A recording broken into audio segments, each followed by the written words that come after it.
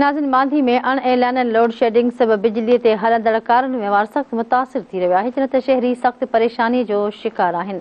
वधीक तफ़सील सजण जमाली जी हिन रिपोर्ट में। बिल्कुल नाज़रीन, मांधी में गैर एलानियल लोड शेडिंग सबब आवाम सख्त परेशानी के मुंह ॾियण लगी। हथरादू लोड शेडिंग सबब शहर जो कारोबार सख्त मुतासिर थी रहियो आहे।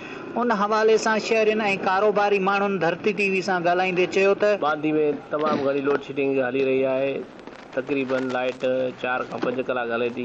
तकरीबन सॼो ॾींहुं लाइट न आहे। शहर में कारोबार सफ़ा डिम लगा पिया आहिनि ऐं बिजली ते हलंदड़ तकरीबन शयूं बंदि लॻी पियूं आहिनि ऐं सॼो ॾींहुं लाइट नथा ॾियनि ऐं वापदारनि जी मिली भगत जे करे हिकिड़े पासे लाइट हले पई त ॿिए पासे लाइट न आहे। असां इहो चऊं था त जीअं ॾी मुल्क वठी आहे नगर हुकूमत आई आहे, असांजे मुल्क में मोरागी बिजली जो बरहान वरी पैदा थी वियो आहे।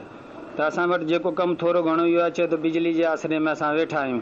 महांगाई बि घणी थी वई आहे। बिजली जो बिल अचे थो त बाबा फटाफट बिजली जो बिल पियारियो। बिजली असांखे लभे कान थी ऐं 24 कलाक में सिर्फ़ु ॾींहं जो हींअर कलाक खनि बिजली ईंदी, पोइ शाम ताईं बिजली न ईंदी, पोइ वरी पौणे 8 बजे पौणे 9 बजे बिजली ईंदी। जीअं त गुज़िरियल केतिरनि ॾींहंनि खां असांजे शहर बांधी में हथरादू लोड शेडिंग जारी आहे।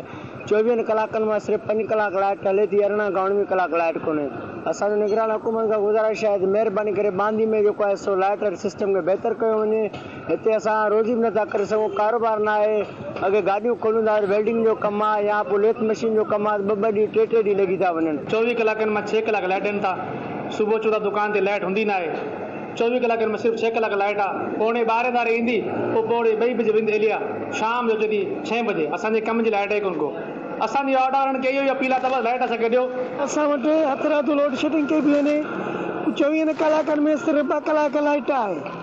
हालत इहा आहे जो सुबुह की लाइट वियल आहे ऐं तक़रीबन 8:30 बजे खां हिते गाॾी खुलाए वठूं।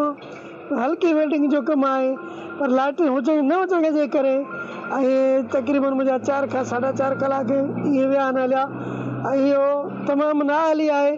ख़ासि तौर ते दौड़ हेस्को वारनि जी जेको हथरादू लोड शेडिंग कनि पिया, ग़रीब माण्हुनि खे परेशान कनि पिया। जी त अवां हिते माण्हुनि जूं ॻाल्हियूं ॿुधियूं। हुननि जो चवणु आहे त बिजली जी गैर एलानियल लोड शेडिंग सबब सॼो ॾींहुं फारिग वेही शाम जो ख़ाली हथे घरनि ॾांहुं वापसि मोटण ते मजबूर थी विया आहियूं।